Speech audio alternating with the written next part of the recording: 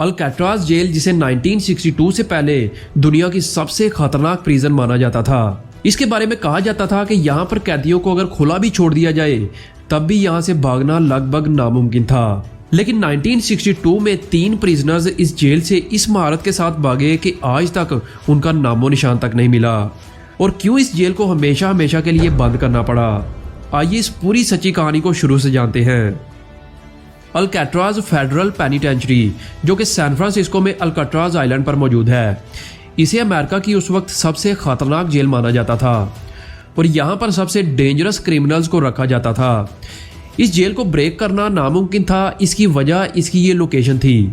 ये तकरीबन 22 एकड़ पर फैला आइलैंड चारों तरफ से ठंडे पानी से घिरा हुआ था, जहाँ दूर दूर तक भी कोई ज़मीन मौजूद नहीं थी। यही नहीं, इस आइलैंड के चारों तरफ ऊंची ऊंची दीवारें, कई गार्ड्स टावर और हैवी हथियारों से लेस गार्ड्स हर वक्त इस पूरे आइलैंड पर नजर रखते थे। यानी कि यहाँ पर मौजूद प्रिजनर्स बाहर की दुनिया से टोटली कट ऑफ थे। ओवरऑल देखें तो अल्काट्राज जेल अपनी लोकेशन, सिक्योरिटी मेजर्स और स्ट्रिक्ट डिसिप्लिन की वजह से दुनिया की सबसे खतरनाक जेल थी, जहां से भागना तो दूर, कोई ऐसा करने का सोच भी नहीं सकता था। लेकिन आपको बताते चले कि 11 जून 1962 को इन 3 कैदियों ने बड़ी चालाकी के साथ अल्काट्राज जेल को ब्रेक करके पूरी दुनिया को हैरान कर दिया। ये एस्केप अल्काट्राज को इतना भारी पड़ा कि इस जेल को हमेशा हमेशा के लिए बंद करना पड़ा। असल में इस मास्टर प्लान में 4 लोग शामिल थे: Franklin Morris, John and Clarence Anglin और एलन वेस्ट। अब जॉन एंड क्लेरेंस एंगलिन दोनों भाई थे। इन दोनों ने मिलकर कई किस्म की चोरियां की, जैसे बैंक रॉबरीज, गाड़ियां चोरी करना वगैरह। ये दोनों 1961 से ही अल्काट्राज जेल में मौजूद हैं। ये है एलन वेस्ट। ये अपने कैरियर में ऑलमोस्ट 20 दफ़ा अरेस्ट हो चुका है मुख्तलिफ क्राइम्स में और कई बार जेलों से भाग भी चुका है। और ये अब 1957 से अल्काट्राज जेल में है। अब लास्ट में है ये फ्रैंकलिन मॉरिस, जो कि 13 साल से ही क्रिमिनल एक्टिविटीज़ में मुलव्वस है और ये कई बैंक रॉबरीज कर चुका है। अब मॉरिस इन तीनों में से सबसे ज़्यादा इंटेलिजेंट था, जो किसी भी सिचुएशन को बड़ी अच्छी तरह से हैंडल करना जानता था और यही इस ऑपरेशन का मास्टरमाइंड था। एक दिन लंच ब्रेक में मॉरिस की मुलाकात इन तीनों से होती है और जल्द ही ये चारों बड़े अच्छे दोस्त भी बन जाते हैं। अब ये चारों अल्काट्राज जेल को ब्रेक करना चाहते हैं, क्योंकि इन सब को कम से कम 10 साल की सज़ा सुनाई गई है और अगले कई महीनों तक ये प्लानिंग करते हैं। और फाइनली 1 साल की प्लानिंग के बाद एक दिन 12 जून 1962 की सुबह को जब अल्काट्राज जेल में रूटीन के मुताबिक कैदियों की गिनती हो रही थी, तो इन कैदियों में 3 कैदी मौजूद नहीं थे। अब जेल स्टाफ को लगा कि तीनों शायद अपने अपने सेल्स में सो रहे होंगे। जैसे ही गार्ड इनके सेल में पहुंचा तो कई आवाज़ें देने पर भी कोई रिस्पॉन्स नहीं आया। जब गार्ड ने फ्रैंक मॉरिस का बिस्तर चेक किया तो वहाँ सिर्फ एक डमी हेड था। पूरे अल्काट्राज में अलार्म बजना शुरू हो गए, क्योंकि जॉन एंगलिन, क्लेरेंस एंगलिन और फ्रैंक मॉरिस अब इस जेल से भाग चुके थे। आपको बताते चले कि एलन वेस्ट इनके साथ नहीं भागा था। अब इन चारों के सेल्स की अच्छी तरह से तलाशी ली गई तो इन्वेस्टिगेशन टीम को इन चारों के सेल्स के सिंक के नीचे वेंट टूटी हुई मिली और यहीं से वो तीनों भागे थे। लेकिन एलन वेस्ट घबराहट की वजह से किसी तरह नहीं भाग पाया।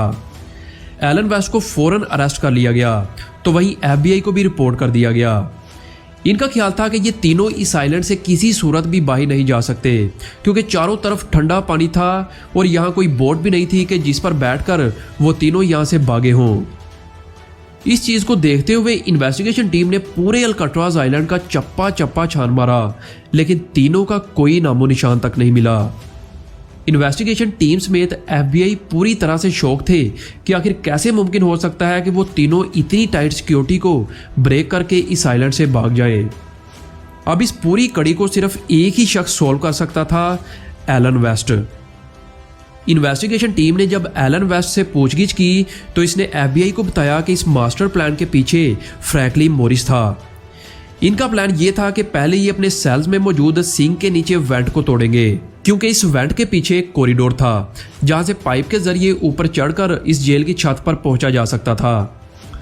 प्लान के मुताबिक इन चारों ने अपने अपने वेंट को तोड़ना शुरू कर दिया।